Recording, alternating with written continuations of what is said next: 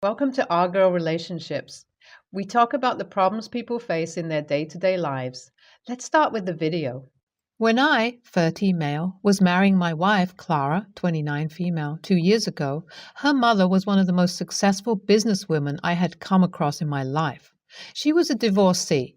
She was already running a small business and she used the alimony from her divorce to expand her business. She then ran her company to losses only to emerge back stronger.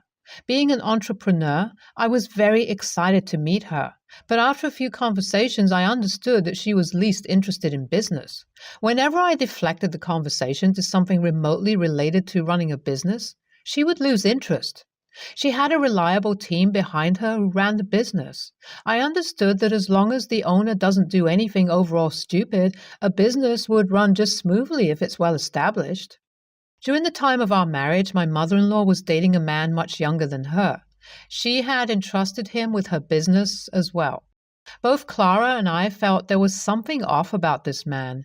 My mother-in-law barely gave any attention to her business, and finally, a few months back, this guy ran her to bankruptcy. The fall of her business began with her losing major clients. When there was no potential for expansion, this guy tried to expand the business. This led to the business incurring more debt and finally shutting down.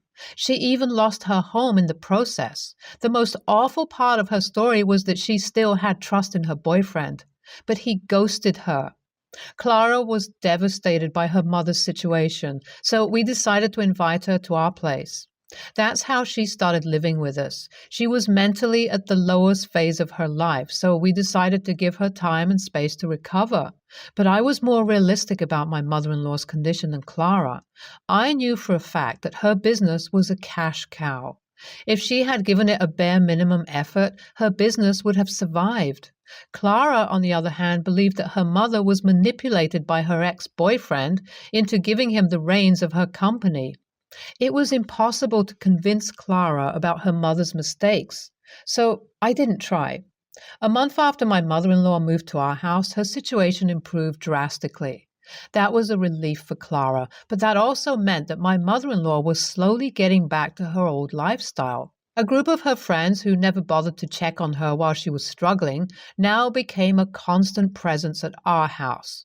Clara was happy because my mother-in-law responded positively to their company, but I was worried. My mother-in-law needed a considerable amount of money to support her older lifestyle, but since she was now bankrupt, Clara had to provide for her. We started to notice her older spending habits when she began to order food regularly for her friends at our house. The reality of being broke might not have sunk inside her head. She continued playing rich with our cash.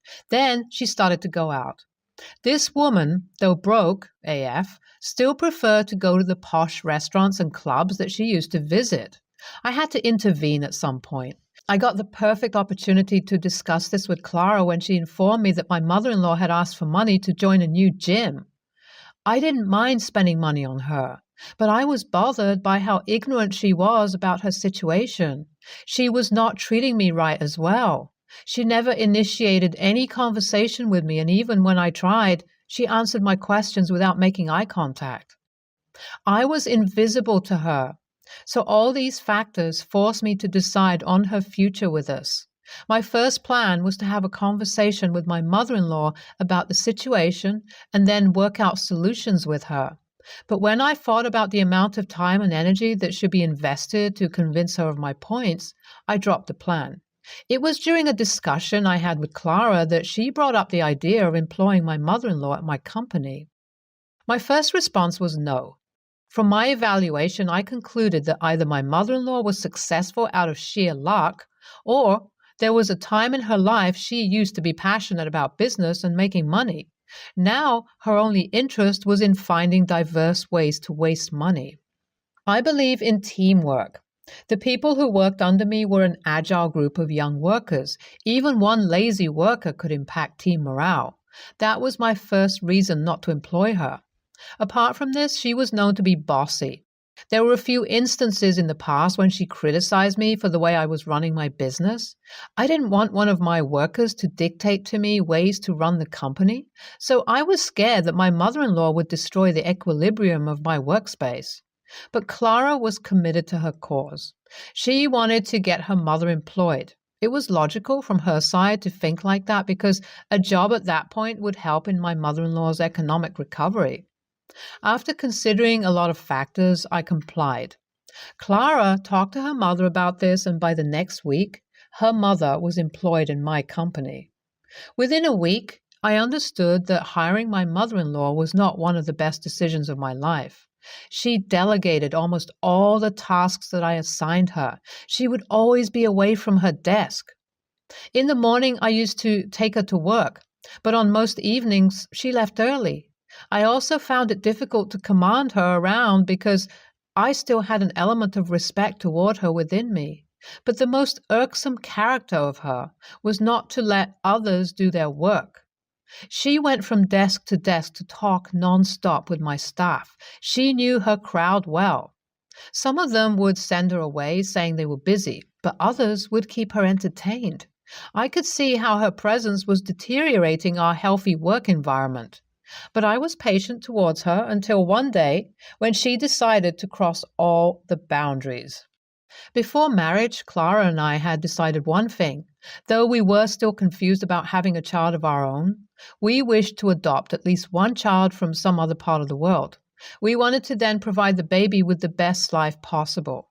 This was a personal project for us. The international adoption process could be crazy expensive, so we started saving money for this before our marriage. There were multiple reasons why we didn't want our parents to know about it until the final stage. Our decision would lead to fruitless discussions within the family about the pros and cons of adoption. We both had gone through them and were fairly sure about our decision, so we were going forward with the procedure secretly. Somehow, my mother-in-law came to know about our adoption plans. She might have overheard a conversation between me and Clara, or she might have seen some paperwork. How she came to know about it doesn't matter. The respectable move on her part would be to let us know that she heard about our plans. But instead, she used it as content for workplace gossip. Yesterday, I had some on-site meetings and came to work late. The meeting room is on the way to my cabin. I stopped by the meeting room when I heard some chatter and saw my mother-in-law with two of my other workers. My mother-in-law was sitting on the oval-shaped table, her back facing the door, so she couldn't see me. She was blocking the view of the other two people in the room. Either they couldn't see me or they were too engrossed in her story. I stayed there for almost 2 minutes without them noticing. I understood that my mother-in-law was telling them about our plans to adopt, but she made it her story by telling them how Clara had stolen her idea of international adoption. I didn't want to hear any further, and I made my presence known to them. The group disbanded immediately. My mother-in-law disrespected our privacy. This warranted some action from my side because this was not like the rest of her misdemeanors. I first called in one of the employees who was listening to her story. I asked him what he heard from her. From his account, I understood that she had narrated one batshit crazy story to them. In her story, I was infertile. My wife was devastated when she learned about it, so she reached her mother for advice. Upon her advice, we are now going forward with adopting a child. While we were preparing for domestic adoption, my wife was advised again by her, which made us switch to international adoption.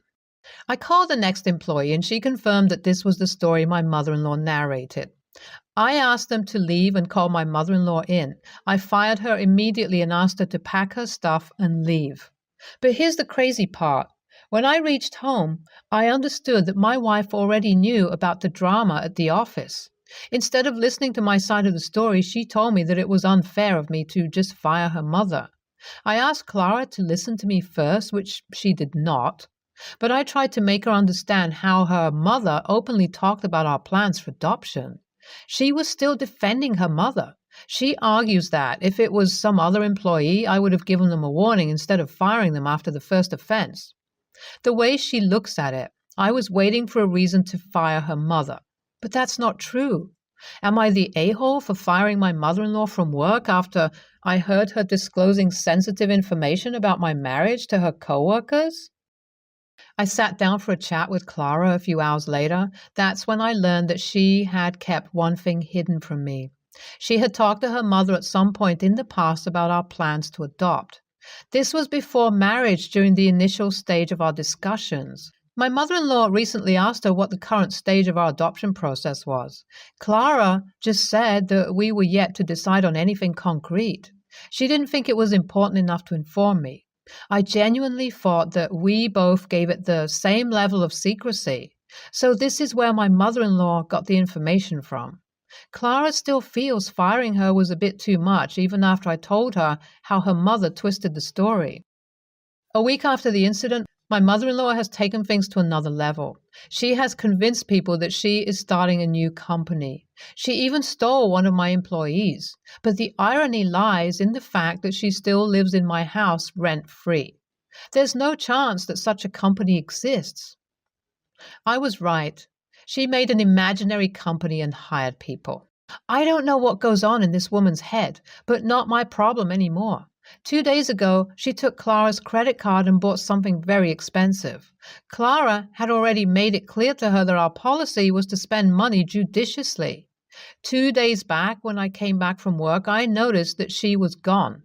Clara asked her to leave after the credit card fiasco. I didn't ask any further questions about where she moved to or how she could support herself, because by now I have understood that my mother-in-law could survive anywhere. NTA, man, it's your company. You're the boss. If someone is ruining your business, kick them out. That's business 101. Whether they are friends or family doesn't matter.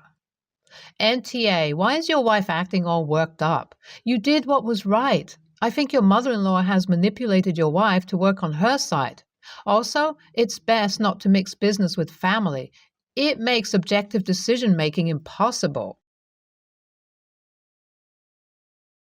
Hello, I'm female 60. My daughter, 34, is married to a Spaniard, male 35. He's from Spain, not Mexico. Together, they gave me the gift of 2 grandchildren, male 11 and daughter 9.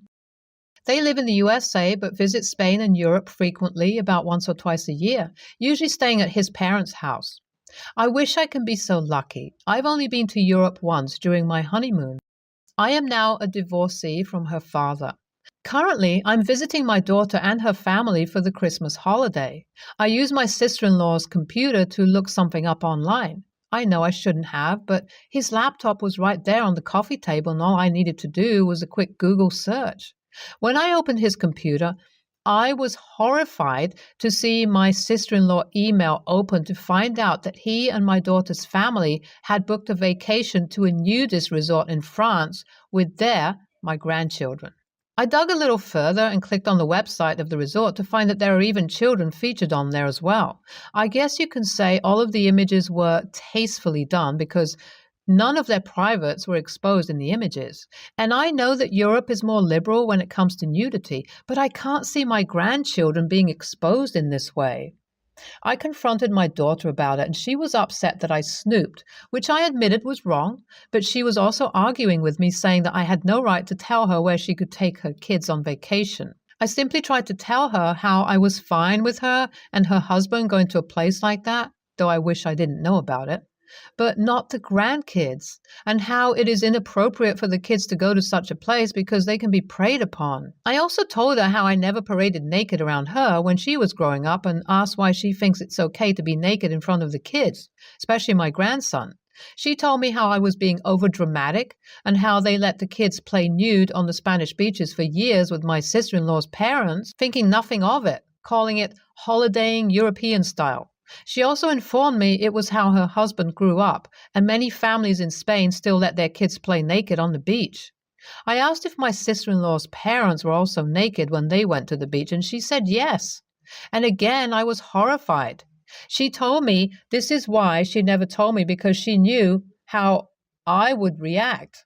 I told her I understood they enjoy going to Europe to see sister-in-law's family, but why can't she take a normal vacation when she goes?